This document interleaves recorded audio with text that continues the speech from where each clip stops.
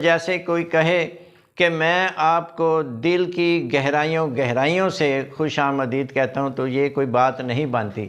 اتھا گہرائیاں غلط ہے، کیونکہ اتھا کا مطلب بھی گہرائیاں ہیں۔ حالانکہ اتھا کا مطلب گہرائیاں بالکل نہیں ہوتا، ہرگز نہیں ہوتا۔ السلام علیکم، میں ہوں پروفیسر عظیم اور آپ دیکھ رہے ہیں لفظوں کی کہانی۔ اس دفعہ 22 اکتوبر 2024 کا فرنگ آسیہ سیگمنٹ دیکھا، کافی پھیکا محسوس ہوا، تو اس پر پھر میں نے سوچا کہ اس کا پھیکا پن کس طرح دور ہو سکتا ہے۔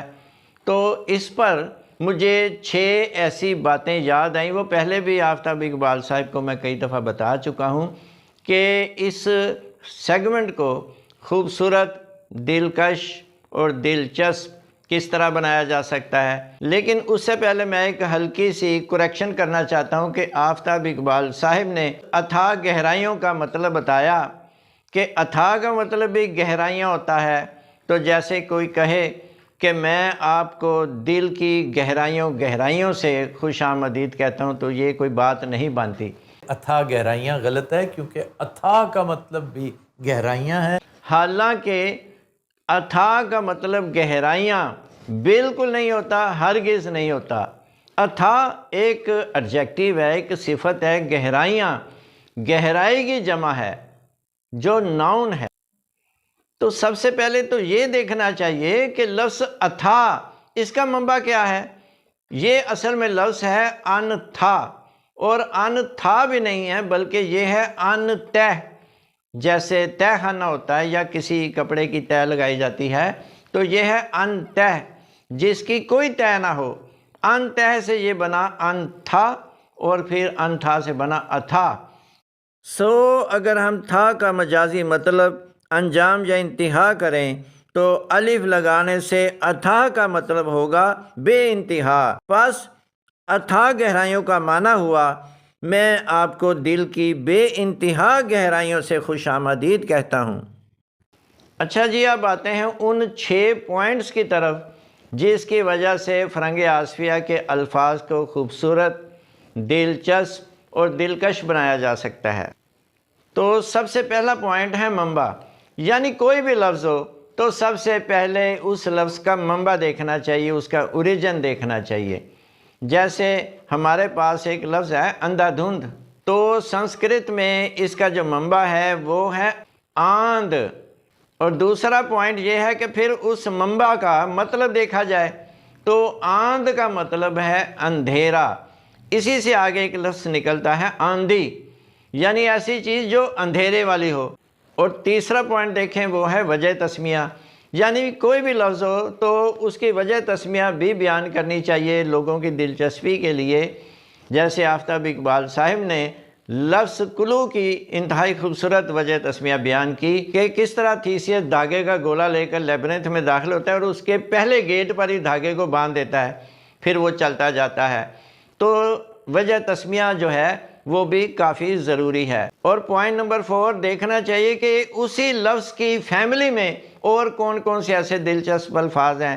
جیسے اندھا دھند میں ایک لفظ ہے انے واہ، یہ جو واہ ہے اصل میں ہے وانگوں، انے وانگوں، یعنی او تے انے وانگوں گڈی چلا رہے سی اندھے کی طرح۔ اسی طرح لفظ کلو کی فیملی میں ایک لفظ ہے ہنٹ، یعنی جیسے کوئی کسی کو کوئی ریڈل پوچھتا ہے، بھئی اس ریڈل کا جواب دیں، تو آگے سے وہ دوسرا کہتا ہے کوئی ہنٹ دیں۔ ہنٹ کا جو منبع ہے وہ ہے ہنٹ۔ ہنٹ کا مطلب شکار، یعنی کوئی ایسا لفظ بتائیں جس سے میں شکار کر کے اپنے ٹارگٹ تک پہنچ سکوں۔ اسی طرح اس میں جو 5واں پوائنٹ ہے وہ یہ ہے کہ اس لفظ کے بارے میں اگر کچھ محاورے ہیں، ضرب الامثال ہیں یا کوئی مشہور دلچسپ اشعار ہیں تو وہ بھی بیان کرنے چاہیے۔ جیسے اس میں ایک محاورہ ہے اندھا کیا چاہے 2 آنکھیں، اندھوں میں کانا راجا۔ اسی طرح اس میں کوئی شعر بھی پیش کیا جا سکتا ہے، جیسے قلندر بخش جرت ایک بہت بڑے شاعر تھے، صاحب دیوان ہیں۔ جرت نابینا تھے، دیکھ نہیں سکتے تھے۔ ایک دفعہ انشاء اللہ خان انشاء جرت سے ملنے گئے تو جرت محو تصور تھے۔ اس پر انشاء اللہ خان انشاء نے کہا کیا سوچ رہے ہیں؟ تو اس پر جرت نے کہا ایک مصرع ذہن میں آیا ہے تو میں آپ کو نہیں بتاؤں گا کیونکہ آپ اکثر میرا مصرع اچک لیتے ہیں۔ تو وہ کہنے لگے نہیں نہیں کوئی ایسی بات نہیں، آپ بتائیں۔ تو اس پر جرت نے کہا اس زلف پہ پھبتی شب دیجور کی سوجی۔ اس پر ترنت انشاءاللہ خان انشا نے کہا اندھے کو اندھیرے میں بڑی دور کی سوجی۔ تو جرت فوراً اٹھے، اپنی لاٹھی اٹھائی اور انشاءاللہ خان انشا آگے آگے اور قلندر بخش جرت پیچھے پیچھے۔ اور اسی فیملی ایک لفظ ہے اندھا دھند میں دھند۔ دھند یہاں پر فوگ کو کہا جاتا ہے، حالانکہ دھند کا مطلب ہے دھندلا پن، جس میں کوئی چیز صاف نظر نہ آئے۔ تو یہ جو آسمانی فوگ ہوتی ہے اس میں کچھ صاف دکھائی نہیں دیتا، اس لیے اسے دھند کہا جاتا ہے۔ اس کے لیے جو لفظ ہے ہندی اور سنسکرت زبان میں وہ کوہر ہے۔ اور پوائنٹ نمبر 6 دیکھیں کہ اسی لفظ کو مختلف زبانوں میں دیکھنا چاہیے، اگر کہیں اس کے دلچسپ معنی مل جاتے ہیں تو یہ جو لفظ اندھیرا ہے عربی زبان میں اندھیرے کو ظلم کہا جاتا ہے، جیسے ظلم و ستم، ظالم اندھیرا کرنے والا، ظلم اندھیرا۔ اور اسی سے ایک لفظ نکلتا ہے ظلمات، یعنی اندھیرے، بحر ظلمات اٹلانٹک اوشن کو کہا جاتا ہے، یعنی بحر اوقیانوس کو، اندھیروں والا سمندر۔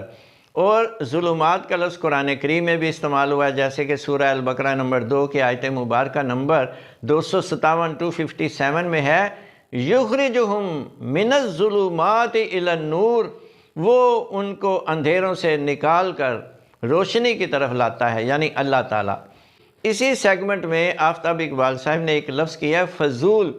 اس میں بھی 2 باتیں بہت قابل غور ہیں۔ سب سے پہلے تو عربی زبان کے فارمولوں کا پتہ ہونا چاہیے، پھر کوئی عربی زبان کا لفظ کرنے کا مزہ آتا ہے۔ اب یہ جو لفظ فضول ہے یہ 4 حرفی ہے۔ اگر پہلے حرف کے اوپر زبر ہو تو پھر اس کے معنی کچھ اور ہوتے ہیں، اگر پیش ہو تو اس کے معنی کچھ اور ہوتے ہیں، اور تیسرا حرف اس میں واو کا ہونا ضروری ہے۔ اب فضول، فے کے اوپر اگر زبر ہے فضول تو اس کا مطلب ہوگا بہت زیادہ فضیلت والا، یعنی جس طرح انگریزی زبان میں ڈگریاں ہوتی ہیں نا، یعنی کہ فرسٹ ڈگری، سیکنڈ، جیسے کمپیریٹیو اور سپرلیٹیو، تو یہ عربی زبان میں سپرلیٹیو ڈگری ہے، یعنی فضول بہت زیادہ فضیلت والا۔ اس سے ملتا جلتا ایک لفظ ہے غفور، بہت زیادہ بخشنے والا۔ اسی طرح صبور، بہت زیادہ صبر کرنے والا، اور شکور، جس کا بہت زیادہ شکریہ ادا کیا جائے۔ اور اگر پیش لگا دی جائے یعنی کہ فے کے اوپر فضول، تو پھر جو ہے یہ کسی لفظ کی جمع ضرور ہوگی، جیسے حد کی جمع حدود، ایسے لوگ بول دیتے ہیں ہے کے اوپر پیش ہے حدود، تو اگر پیش ہے تو پھر یہ کسی لفظ کی جمع ہے۔ اسی طرح رسوم، رے کے اوپر اگر پیش ہے تو یہ رسم کی جمع ہے۔ اب جیسے زمانہ جاہلیت میں ایک معاہدہ ہوا تھا حلیف الفضول، نبی کریم خاتم النبیین صلی اللہ علیہ وسلم کی عمر اس وقت 20 سال تھی جب یہ معاہدہ ہوا کہ امن و امان، مقصد تھا امن و امان کے لیے۔